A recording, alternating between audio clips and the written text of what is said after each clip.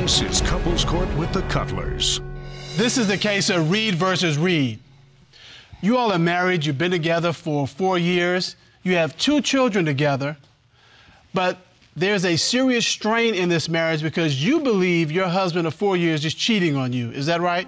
Yes, Your Honor. Before we get to the cheating allegations, we want to know, how did you two meet? I met Mr. Reid in February 2014 on social media. So we spoke about like 2 weeks, and we had officially made our relationship a relationship. And but you still hadn't seen him at that point? No, I did not. I did not meet him yet. So it was a long distance thing. Yes. Okay. Maybe like 2 weeks later is when we finally met. So maybe like a month I had finally met him. Wow, but you all were already committed to each other and had never put eyeballs on each other in real life. No, we FaceTime and talk and things like that, but face to face, no. How long after you met were you all married? That October, Halloween.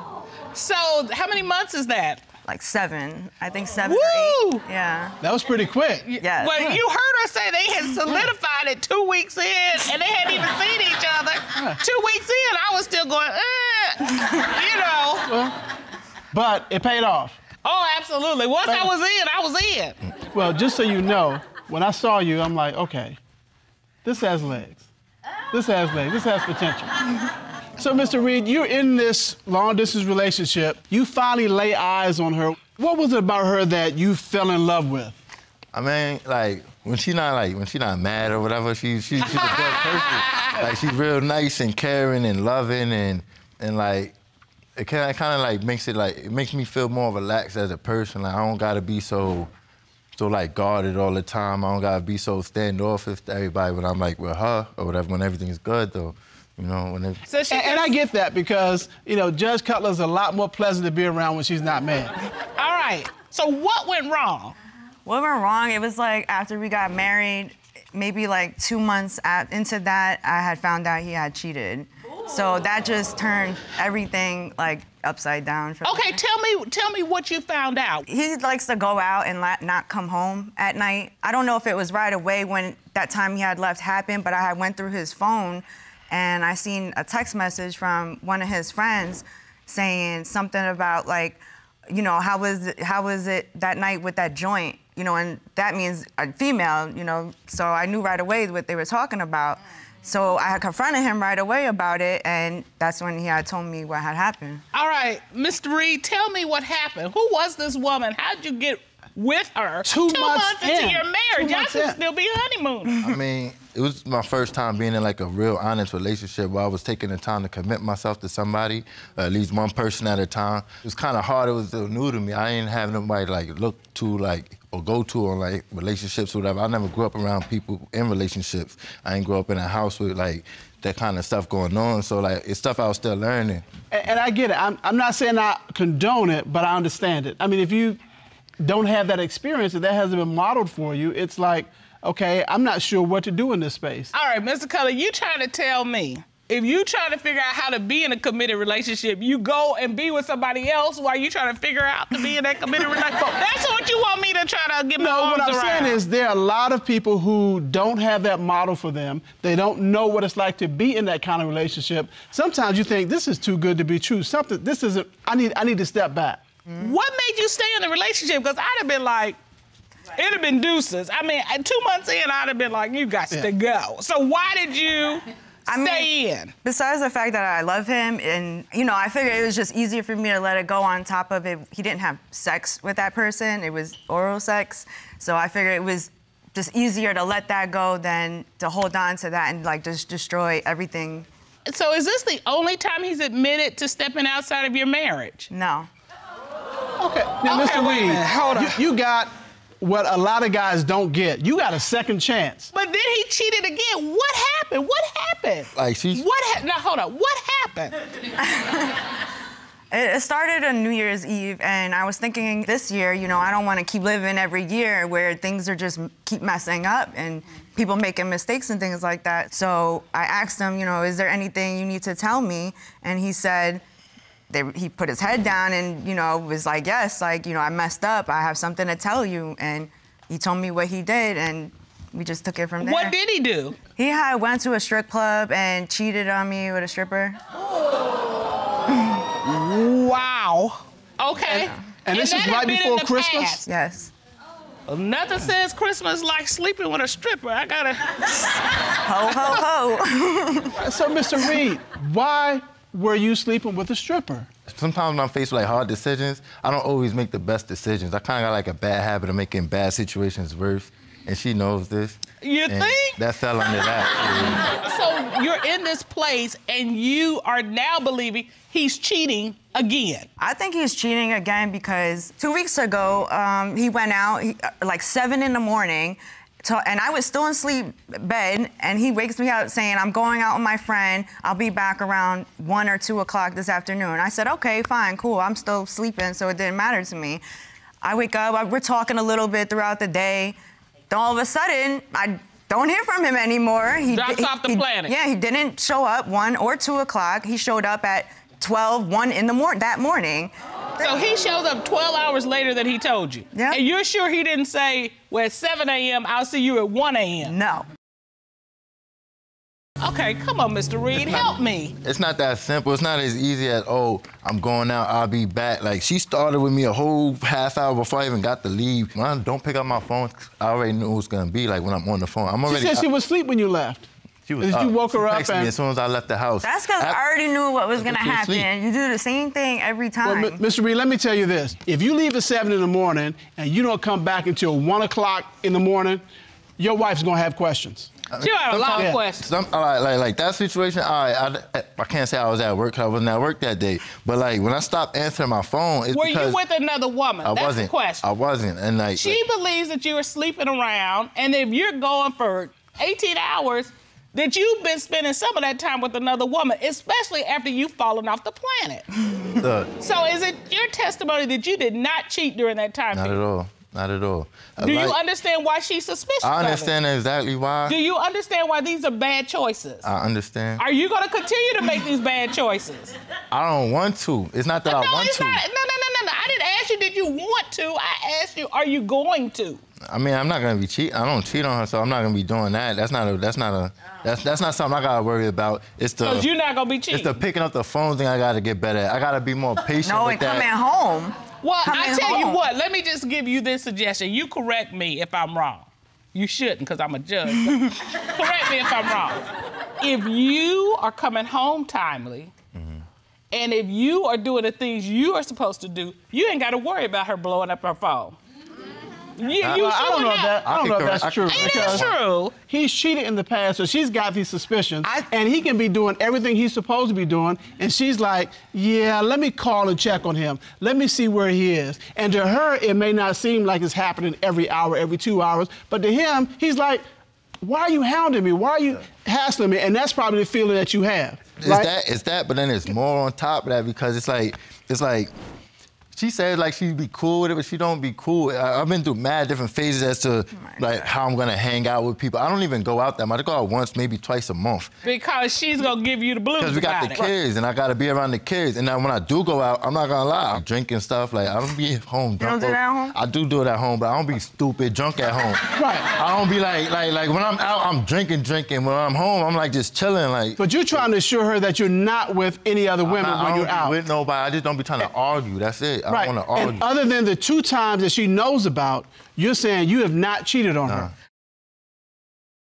All right, what else do you have, Miss Reid? You know, he didn't come home one night, so when he came home, I was like, you know what? I'm gonna go through your phone today. Give me your phone. So I started going through his phone, and I go through his call log, and I see all these different numbers. So I'm like, they don't look familiar to me. So I start calling them.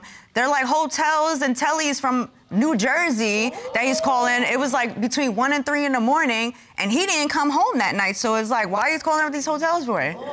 So you go through his phone log, and when you go through his phone log, you find these numbers and you call the numbers, and they're hotels that are local to your area, and you believe that the reason he's calling a hotel or a motel at 1 or 3 in the morning is because he's going to stay there with another woman. Yes.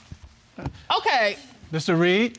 I mean, I know it sounds crazy, But there's a complete explanation for that. So you've got a completely innocent, valid explanation for why in your phone log there are calls to hotels at 1 in the morning. I cannot wait. Me either. I cannot wait. Bring it. Bring it. We was all out hanging out.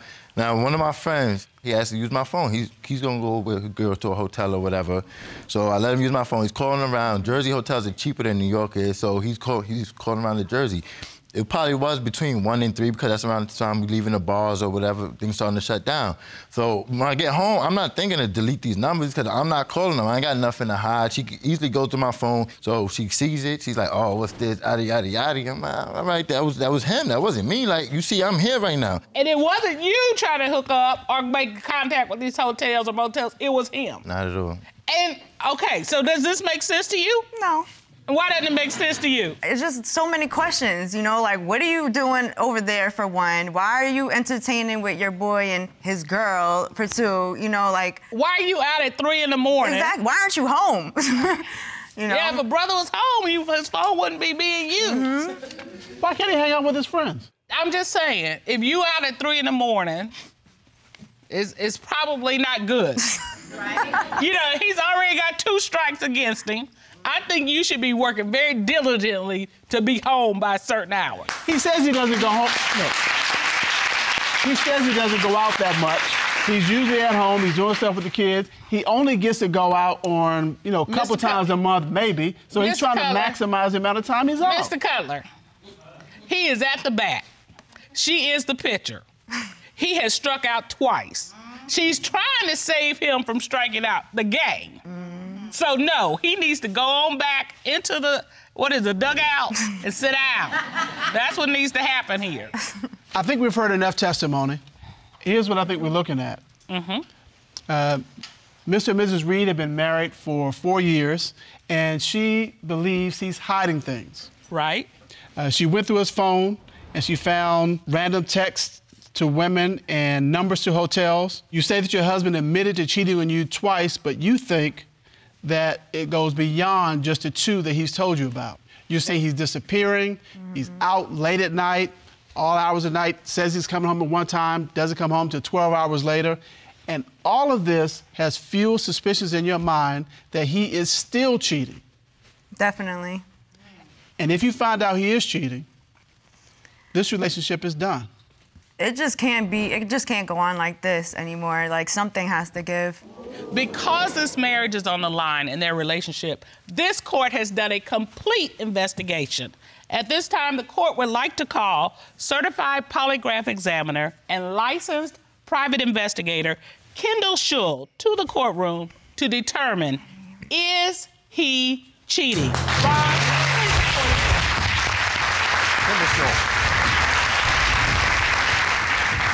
thanks for being here. Tell us what you did to investigate the cheating allegations against Mr. Reid. Be glad to.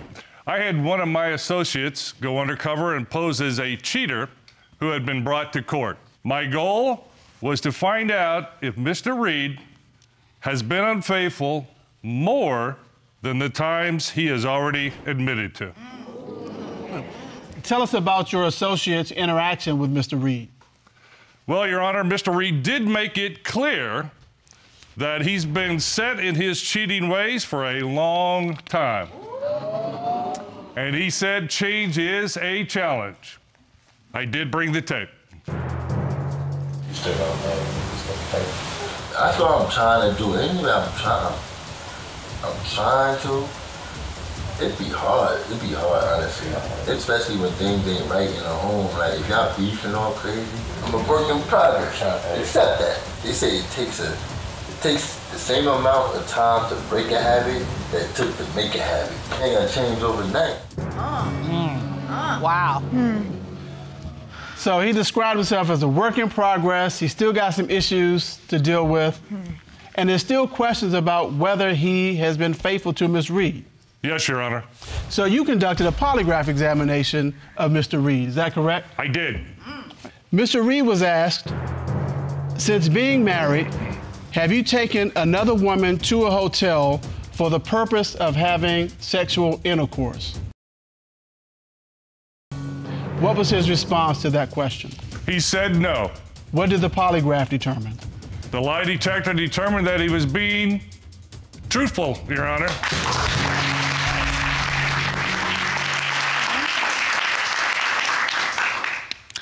Mr. Reid was also asked, since your New Year's confession, have you had sexual intercourse with anyone other than your wife, Mrs. Reid? What was his response? He said no. What did the polygraph determine? The lie detector determined that he was being truthful, Your Honor.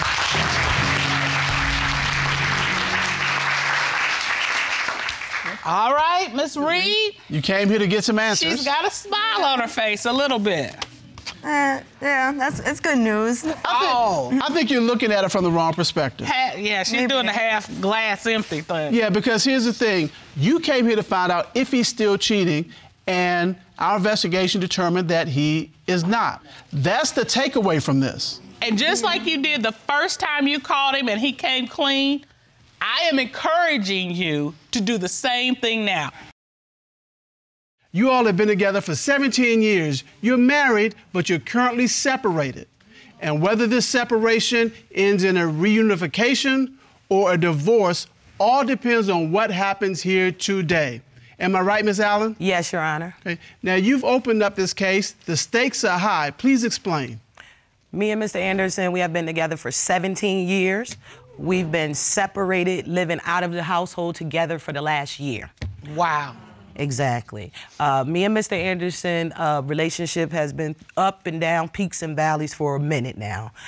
It all determines what happens. We have dated since we've been separated. We have discussed getting back together since we've been separated. But for me, I cannot get back together with Mr. Anderson unless I find out if he cheated or not. If not, these divorce papers will be signed before we leave here today if he did cheat.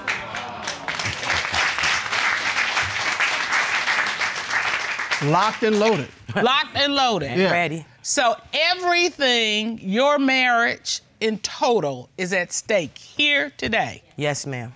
All right, Mr. Anderson. Yeah. She says you all have been through peaks and valleys in your relationship. This has got to be the valliest of the valley. Yes, it is. At this Valliest of the valley. Yeah. All right. Yes. Okay, Mr. Cutler. Yeah, the valliest of the valley. I mean, it doesn't get more crucial than this. That's true. She said it depends on what happens here today, whether we find out if you all are going to be together or whether you all are going to be separate, because she's accusing you of cheating.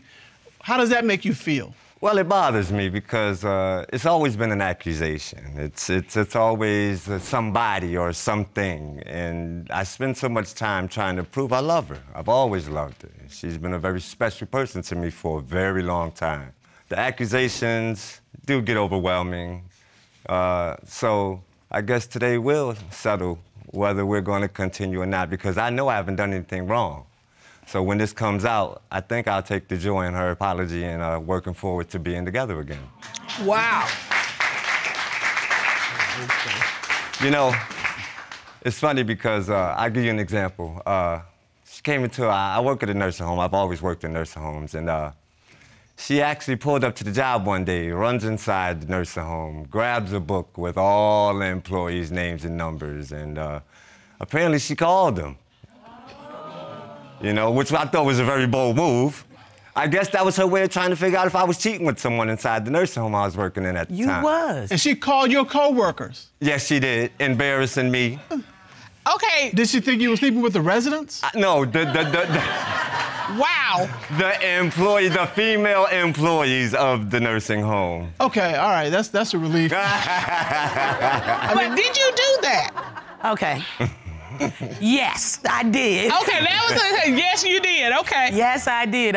It wasn't a book of the residents. It was a book of the employees who worked there. Okay, so you called his coworkers, and one coworker said, "Yes, we I are used to sleeping work together." here, and I knew a specific young lady. I called her, and she gave up the name of the young lady he was seeing at the nursing home. Third party. I went to the nursing home to get the book to get her information because Mr. Anderson was actually at her house when I was digging through the book. Third party. No, third party. So did you ever call this woman? Yes, I did speak to her. And what did she say? That was her boyfriend.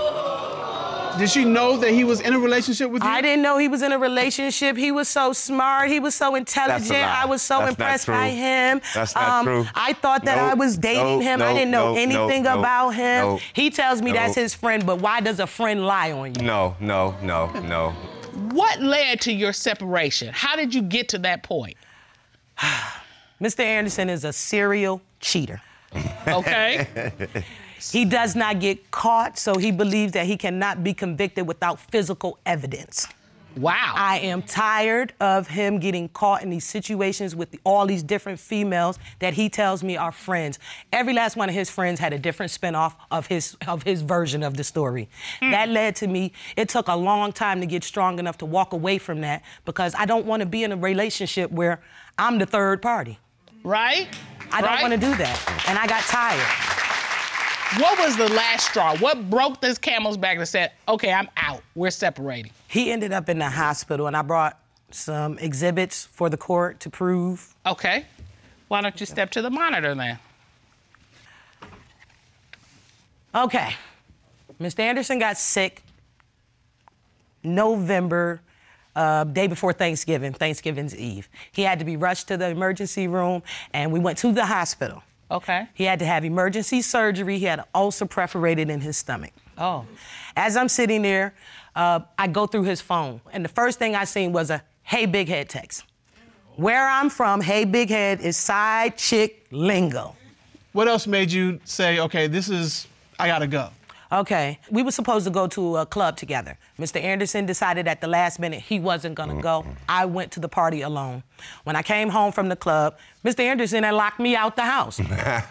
I left and stayed with a family member. When I came home that evening, when he woke up that morning, the first thing he said to me, "I don't want this. I don't want you anymore. I don't want this marriage anymore, and I am leaving you." Don't want you to tell the whole truth. What happened after that was he decided that he was going to leave and go to New York to stay with a family member. Okay. He would no longer wanted the relationship, and this was prior 5 days up to him leaving to go to New York. I looked him in his face and I told him, if you don't want me, this is the last time you're gonna actually tell me in my face you don't want me. I meant that. So what I decided to do was let him go. You wanna leave? Leave. A day before he decides to leave, oh, well, I'm going to leave to go to New York, but I'm coming back. I'm going to stay with a family member. And then returns to the house with a backache. What's the significance of that? Okay, the significance is Mr. Anderson has had about 2 operations on his back. He has rods and screws in his back, and he cannot take travel in a car, a bus, a train, even a plane, longer than an hour, hour and a half. Mr. Anderson claims he was in New York. We're in Connecticut. That's less than an hour ride. He claims that's where he was, but once he came home, his body was exhibiting behavior of a much longer trip. We had back spasms, we had legs shaking, you couldn't sleep at night. I had to get up and make you heating pads for his body to sleep. Your girlfriend should have did that. She the one you went to see. So you think the fact that he came home with a backache means that he was, a longer distance than New York? I believe that he traveled from Connecticut to Georgia. Why Georgia? Because the young lady lives in Georgia. Once I contacted her, she lives in Georgia. Which young lady? The young lady that he left to go see, Hey Big Head. Mr. Anderson, you left for 30 days. Were you in Georgia? No, I was in New York. And the reason my back was hurting is because when I was in New York, I was doing street activities and I was up constantly. So the fact that you didn't contact her during this time was just to teach her a lesson? Yeah, I just want you to know how it feels. It wasn't because you were with some other woman? No, it had nothing to do with that. And I told her that after I came back. I said, I wanted you to know how I feel, but it backfired because she obviously don't feel for me the way I feel for her. Because when she stays out and don't call and I can't reach her, when my wife is gone and she's out like that, I worry. Yes, I do.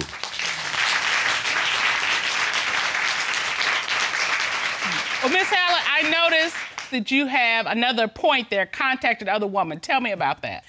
I contacted her initially myself. As soon as I asked her questions, she blocked and deleted me. Okay. But I did get her to respond once I started texting her from Mr. Anderson's phone. You catfished. Yes, I did. All right, and you submitted those messages to the court, is that correct? I did. You wrote, you're acting like you didn't like it. It could have been better. Our protection? What protection? It's her belief that her response is, we didn't use protection, while having sex, correct? Absolutely. Ah, okay. All right, thank you. Thank Would you you. step back to the podium, please?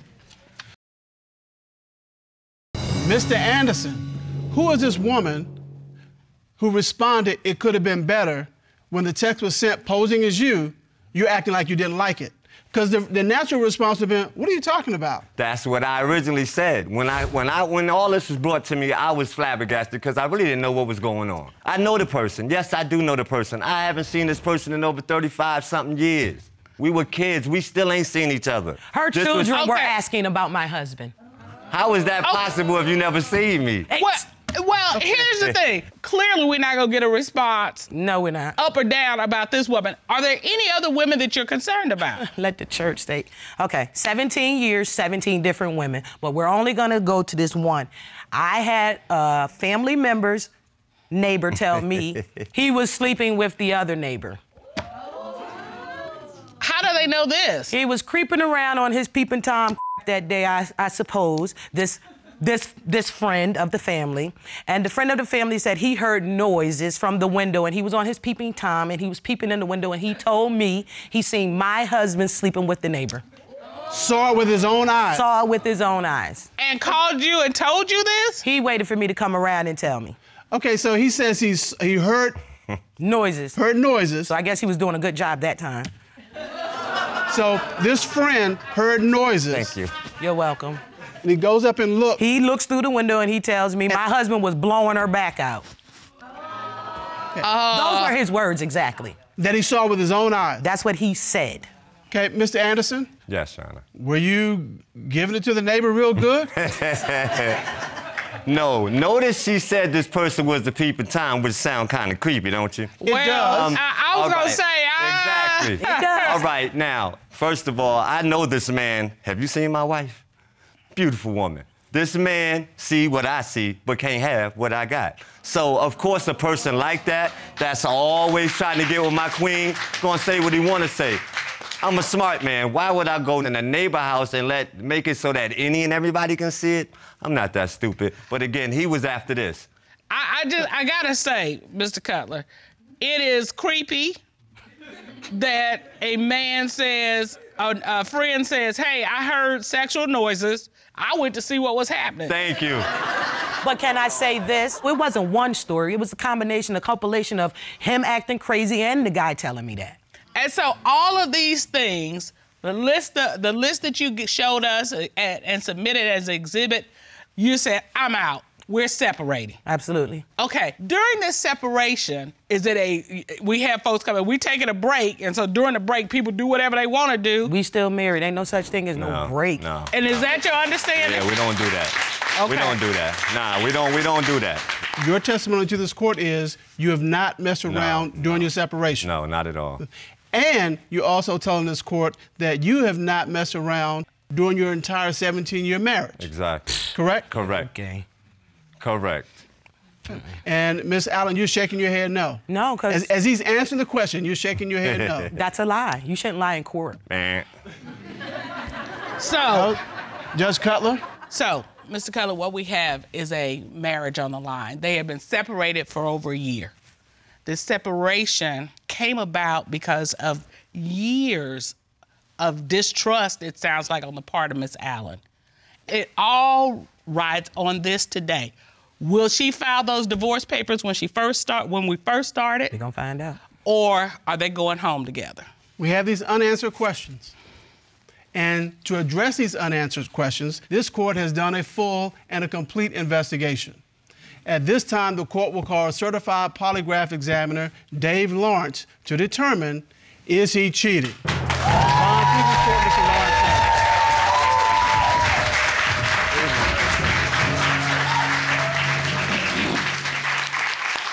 Good day, Mr. Lawrence. How are you? Just fine, sir. How are you? I'm doing fine, thank you. It's good to see you. Good to see you. Would you state your credentials, please, for the court?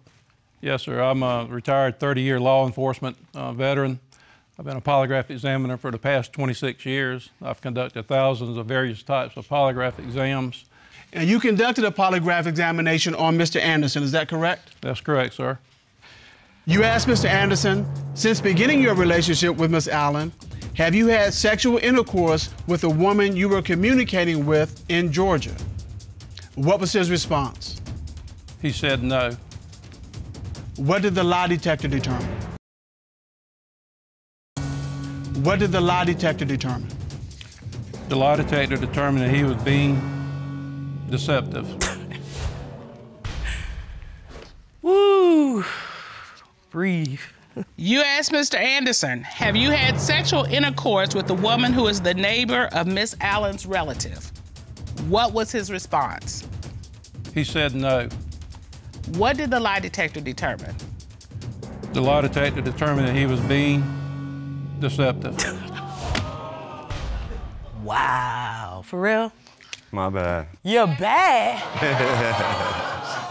You're bad? Is you serious? Deceptive ain't the same thing to me as being deceptive guilty. mean lie.